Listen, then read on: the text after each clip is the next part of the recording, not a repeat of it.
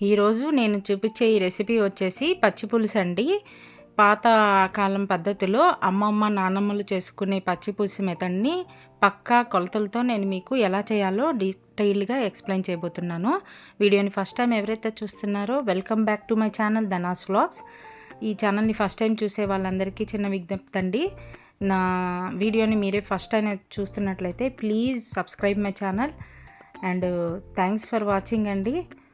So late చేయకుండా ఈ పచ్చి పులుసుని ఎలా తయారు చేయాలో చూసేద్దామా.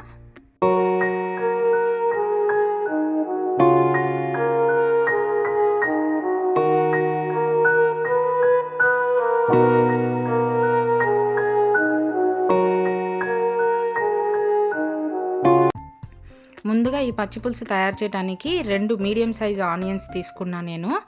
ఇది నలుగురికి చక్కగా 2 సార్లు అయినా సరే తీసుకొని తినడానికి సరిపోతుందన్నమాట. సో 2-3 పచ్చిమిరకాయలు తీసుకున్నాను. అలాగే 50 గ్రాములు అంటే ఒక పెద్ద సైజు నిమ్మకాయంత చింతపండు తీసుకున్నాను. చింతపండుని చక్కగా వాష్ చేసేసి వాటర్ పోసేసి మరగపెట్టాలి. అంటే బాగా బాయిల్ అవుతూ ఉన్నప్పుడు స్టవ్ ఆఫ్ చేసేయండి. సో నేను ఇక్కడ ప్లేట్లో 2 ఎండుమిర్చి తీసుకున్నాను. ఇది ఏం చేయాలంటే మామూలుగా మనం కళాయిలో కూడా వేయించుకోవచ్చు. బట్ మా నానమ్మ చెప్పిన పద్ధతి ఏంటంటే ఈ ఎండుమిర్చిని చక్కగా నిప్పుల మీద కాల్చుకునేవాళ్ళు నానమ్మ వాళ్ళు. చక్కగా వాళ్ళకి కట్టెల పొయ్యిలు ఉండేది, చక్కగా నిప్పుల మీద కాల్చుకునేవాళ్ళు. ఒకవేళ మన దగ్గర నిప్పులు పొయ్యి ఆప్షన్ ఉంది, కట్టెల పొయ్యి ఆప్షన్ ఉంది.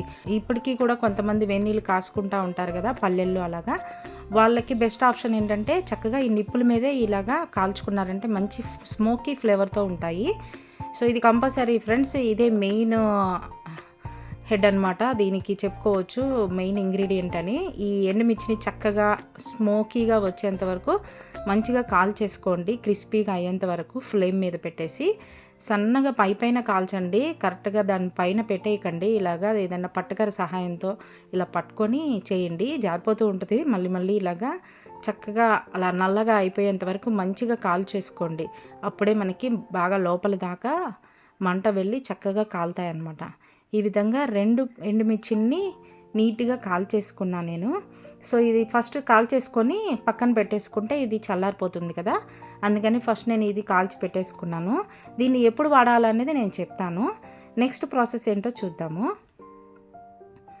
ముందుగా నేను తీసుకున్న ఈ 2 మీడియం సైజు ఉల్లిపాయలని సన్నగా చాప్ చేసేసుకున్నాను. అలాగే పచ్చిమిర్చి ఈ తరుగును కూడా సన్నగా ఫైన్గా కట్ చేసేసుకోవాలి. అంటే దీనికి ఇంకా మనం కారం ఏమి యాడ్ చేయము, పచ్చిమిరపకాయ కారమే ఉంటుంది.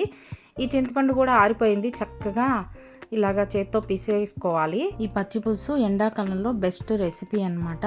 పిల్లలకి పెద్దలకి చాలా నచ్చే రెసిపీ, ట్రై చేయండి, చాలా బాగుంటుంది. కొంచెం వాటర్ పోసేసుకున్నాను, మంచిగా నలిపేసిన తర్వాత చింతపండుని. సో వాటర్ పోసేసుకొని మంచిగా చింతపండు పులుసుని సపరేట్ చేసేసుకోవాలి, పల్పుని సపరేట్ చేసేసుకోవాలి. ఈ విధంగా చింతపండు పులుసుని సపరేట్ చేసేసుకుంటున్నాను చూడండి. ఈ విధంగా ఇలాగ మీడియం థిక్నెస్ ఉండాలి కన్సిస్టెన్సీ. కావాలంటే తర్వాత చూసుకొని పులుపుని అడ్జస్ట్ చేసుకోవచ్చు వాటర్ కలుపుకొని. ముందైతే కాస్త మనకి ఎంత కుదిరితే అంత థిక్గా ఈ చింతపండు పులుసుని తీసేసుకోవాలి.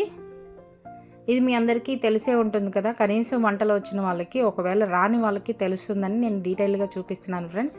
కొత్తగా వంటలు నేర్చుకునే వాళ్ళైనా సరే ఈ చింతపండు పులుసుతో చేసే ఈ పచ్చి పులుసుని ఎండాకాలం చేసుకొని మంచిగా ఎంజాయ్ చేస్తారని చెప్తున్నాను. ఎండాకాలం ది బెస్ట్ లిక్విడ్ సంబంధించిన, అంటే సాంబారు రసం జనరల్ కదా, అలా కాకుండా ఇలాంటివి చేసుకుంటే అసలు చాలా బాగుంటుంది, చక్కగా చలవ చేస్తుంది కూడా. ఒకవేళ మార్నింగ్ కర్రీ అయిపోయినప్పుడు ఈవినింగ్ ఏదైనా కర్రీ లేదు, సడన్గా ఏం చేయాలో తెలియనప్పుడు చక్కగా వేడివేడి అన్నం చేసేసుకొని ఇలాగ పచ్చిపులుసు చేసేసుకుంటే లొట్టలు వేసుకొని అందరూ తింటారు. ట్రై చేయండి. నేను కొంచెం కరివేపాకుని కొత్తిమీరని వాష్ చేసేసి కట్ చేసేసుకుంటున్నాను. నేను మ్యాక్సిమం ఏ కర్రీలో అయినా కొత్తిమీరలాగే కరివేపాకుని కూడా కట్ చేసేసుకుంటాను. ఎందుకంటే మన వాళ్ళ సంగతి తెలిసిందే కదా, ఇంట్లో కరివేపాకుని కూరలో నుంచి అలా తీసి పక్కన పెట్టేస్తారు. సో అలా కాకుండా కరివేపాకులోని న్యూట్రిషన్ వాల్యూ అన్నీ కూడా మన ఫ్యామిలీకి అందాలనే ఉద్దేశంతో నేను ఆరోగ్యాన్ని దృష్టిలో పెట్టుకొని ఇలా కట్ చేసి పెట్టుకుంటాను. ఈ కట్ చేసిన పచ్చిమిరపకాయ ఉల్లిపాయ ముక్కలు మాత్రమే ఈ చింతపండు పులుసులో వేసాను. ఇప్పుడు రుచికి సరిపడా సాల్ట్ వేసుకోండి. నేనైతే ఒక 3/4 స్పూను సాల్ట్ వేసుకున్నాను. టేస్ట్కి అడ్జస్ట్ అయ్యి తర్వాత చూసుకుందాము. ఆల్రెడీ నేను బెల్లాన్ని తరిగేసి ఉంచుకున్నాను. సో కావాలంటే ఇలాగా కొంచెం గట్టిగా ఉన్న కవర్లో వేసేసి చక్కగా ఏదన్నా బండ చిన్న రాళ్ళు ఉంటాయి కదా, గుండ్రాయిలాగా, దాంతో కొట్టేసుకున్న ఇలా పొడిమైపోతుంది. నేను ఒక 3/4 కప్పు తీసుకున్నాను చూశారు కదా, ఒక 1/2 కప్ వేసేసుకున్నాను ఈ బెల్లం పొడిని. ఇప్పుడు మంచిగా చేత్తో కొంచెం చిన్నగా ఇలా నలకల్లా ఉన్న బెల్లం అయినా సరే కరిగిపోవాలి. చక్కగా ఇలా పిసుకోవాలి.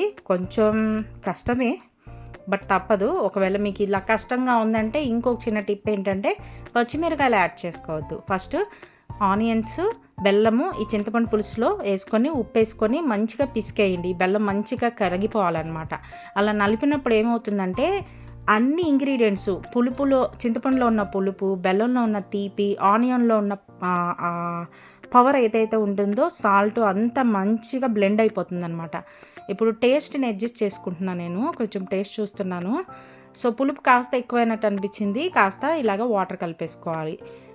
నాకు కొంచెం తీపి తక్కువైంది, మేము కొంచెం ఇంట్లో తీపి ఎక్కువే తింటాం అనమాట. సో 3/4 కప్పు నాకు ఈ బెల్లం తురుము ఈ క్వాంటిటీకి సరిపోయింది. తీపి అనేది మన ఇష్టం అనమాట. షుగర్ పేషెంట్స్ అనుకోండి కాస్త తీపి తక్కువే వేసుకోండి. ఒకవేళ లేదు మనకి అన్ని టేస్ట్ బాగా అడ్జస్ట్ అయ్యి బాగా రావాలంటే నేను చూపించిన ఈ మెజర్మెంట్స్ని ఫాలో అయిపోండి. ఎక్సలెంట్గా అన్ని టేస్ట్లు చాలా బాగా కుదురుతాయి అన్నమాట. సో ఆల్రెడీ నేను కట్ చేసుకున్నాను కదా, ఈ కొత్తిమీరను కరివేపాకు చాప్ చేసుకున్నా కదా, దాన్ని కూడా ఇందులో యాడ్ చేసేసుకోవాలి. యాడ్ చేసుకొని ఇప్పుడు మెయిన్ అండి, ఇదే ఫైనల్ టచ్, ఇదే మెయిన్ ఇంగ్రీడియంట్. మంచి ఫ్లేవర్తో పాటు రుచిని ఎక్కువ పెంచేది ఈ కాల్చిన ఎండుమిర్చి. నిప్పుల మీద కాల్చుకుంటే ఇంకా బాగా టేస్ట్గా ఉంటుంది. దీన్ని మంచిగా ఇలాగ క్రిస్పీగా ఉన్నప్పుడే, అంటే వేడి ఆరిపోగానే మనం ఈలోపు ఈ ప్రాసెస్ అంతా చేసుకొని నలిపేయాలి. నేను కొంచెం వీడియో చేసే క్రమంలో కాస్త టైం పట్టింది, 10 నిమిషాలు. కొంచెం చల్లారంగా చేసుకుంటే, వెంటనే చేసుకున్నారనుకోండి ఎండుమిర్చి చక్కగా పటపట అలాగా పొడి అయిపోతుంది అనమాట. సో ఈ ఎండుమిర్చిని ఇలా నలిపేసుకోవాలి, చేత్తోనే నలపాలి, దేంతో నంచొద్దు. అప్పుడే దీనికి మంచి టేస్ట్ వస్తుంది. అందుకే నేను చెప్పాను కదా, నానమ్మ అమ్మమ్మల కాలం నాటి పచ్చి పులుసు అని. ఎందుకంటే ప్రాసెస్ అంతా కూడా చేత్తోనే చేసేవాళ్ళు అమ్మ వాళ్ళందరూ.